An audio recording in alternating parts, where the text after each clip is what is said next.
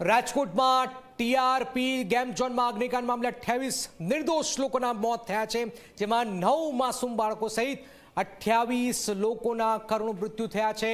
મુખ્યમંત્રી ભૂપેન્દ્ર પટેલે ઘટના સ્થળ અને હોસ્પિટલની મુલાકાત લીધી છે। સીએમએ ગિરિરાજ હોસ્પિટલમાં ઘાયલોના ખબર અંતર પહોંચ્યા છે। એર એમ્બ્યુલન્સથી મૃતકોના ડીએનએ ગાંધીનગર મોકલાયા છે। 25 ડીએનએ ગાંધીનગર મોકલાયા છે।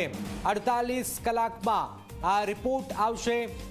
તો અત્યાર સુધીમાં 28 લોકોના મૃત્યુ થયા છે। ડીએનએ રિપોર્ટ 48 કલાક બાદ આવશે। મુખ્યમંત્રી રાજકોટમાં છે, ગિરિરાજ હોસ્પિટલ પહોંચ્યા, ત્યાર પછી સિવિલ હોસ્પિટલમાં અને સમગ્ર પરિસ્થિતિ પર નજર રાખવામાં આવી રહી છે। ગેમ ઝોનમાં 28 નિર્દોષ લોકોના મોત અને આખરે 25 ડીએનએ ગાંધીનગર મોકલાયા છે। ટીઆરપી ગેમ ઝોનમાં અગ્નિકાંડમાં 28 નિર્દોષ લોકોના જે મોત થયા છે। મુખ્યમંત્રી રાજકોટ પહોંચ્યા, ગિરિરાજ હોસ્પિટલ પહોંચ્યા કે જ્યાં ઇજાગ્રસ્તો છે એમના ખબર અંતર પૂછ્યા છે। અત્યાર સુધી શું થયું છે, આજે શું થયું છે તેની વાત કરી રહ્યા છે। તો મુખ્યમંત્રી સિવિલ હોસ્પિટલ પહોંચ્યા છે, આ પહેલા ગિરિરાજ હોસ્પિટલ પહોંચ્યા કે જ્યાં ઇજાગ્રસ્ત થયા છે એમના ખબર અંતર પૂછ્યા છે। એર એમ્બ્યુલન્સથી મૃતકોના ડીએનએ ગાંધીનગર પણ મોકલાયા છે। હાલાકી વિદેશથી જે એક વ્યક્તિ છે એના કોઈ સંબંધી નથી આવ્યા। એમ્સ હોસ્પિટલમાં 16 મૃતદેહ કોલ્ડ સ્ટોરેજમાં રખાયા છે। આ ગિરિરાજ હોસ્પિટલના દ્રશ્યો, મુખ્યમંત્રી જે ઇજાગ્રસ્ત થયા છે એમના પરિવારજનો સાથે પણ વાતચીત થઈ છે, સંવેદના વ્યક્ત કરી છે। 9 માસૂમના મોત થયા છે, ટોટલ 28 લોકોના મોત થયા છે। સીએમ ઘટના સ્થળે છે, ગિરિરાજ હોસ્પિટલ પહોંચ્યા, ઘાયલોના ખબર અંતર પૂછ્યા છે, ત્યાર પછી સિવિલ હોસ્પિટલ પણ એર એમ્બ્યુલન્સથી મૃતકોના ડીએનએ હાલમાં ગાંધીનગર મોકલાયા છે। 48 કલાક થશે, 48 કલાકનો સમય આવશે, ત્યાર પછી રિપોર્ટ ખબર પડશે।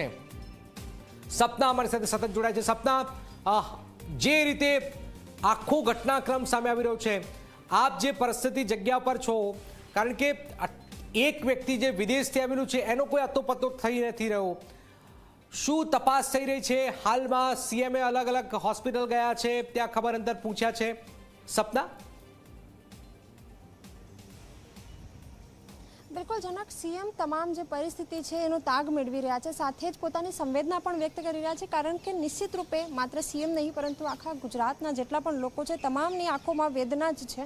અને વેદના પણ આ જે ઘોર બેદરકારી કે જે સતત એક સિલસિલો બની ગયો છે ગુજરાતમાં એના કારણે છે। પરંતુ અત્યારે હું અમદાવાદ રાજકોટ સિવિલ હોસ્પિટલમાં હું ઉપસ્થિત છું અને ટૂંક સમયમાં જ અહીં પણ સીએમ પહોંચશે અને આખી શું પરિસ્થિતિ છે તે મામલે ચર્ચા વિચારણા પણ કરશે। અત્યારે આખો જે વિસ્તાર છે એને કોર્ડન કરવામાં આવ્યો છે પોલીસ દ્વારા, કે જેથી કોઈ પણ જે અનિચ્છનીય કોઈ બનાવ હોય, કોઈ અશાંતિમય વાતાવરણ ન સર્જાઈ જાય એ પ્રકારનો પ્રયત્ન અત્યારે પોલીસ કરતી જોવા મળી રહી છે। સાથે જ વિશેષ વાતચીત કરીએ તો અહીં તમામ એ લોકો કે જેમના સંબંધીઓ આ જે ગેમ ઝોન છે ત્યાં હતા, તેમના ડીએનએ લઈ લેવામાં આવ્યા છે।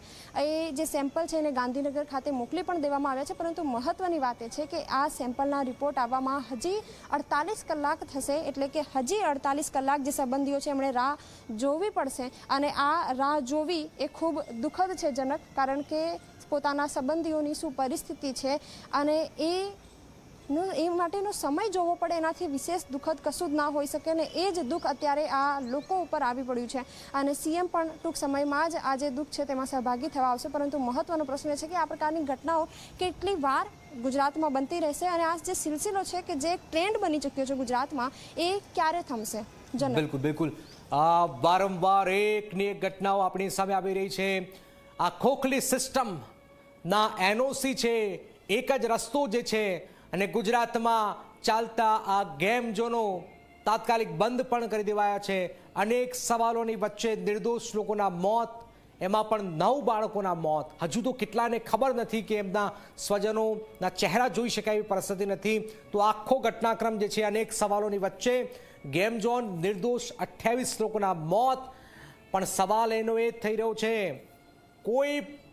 કોણ છે એ આ હત્યારાઓ? શું એને સજા મળશે? શું એ જામીન પર છૂટી જશે?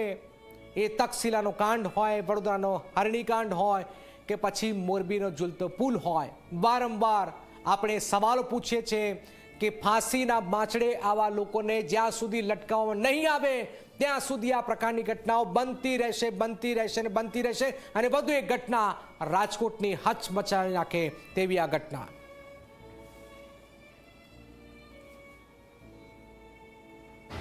ગુજરાતના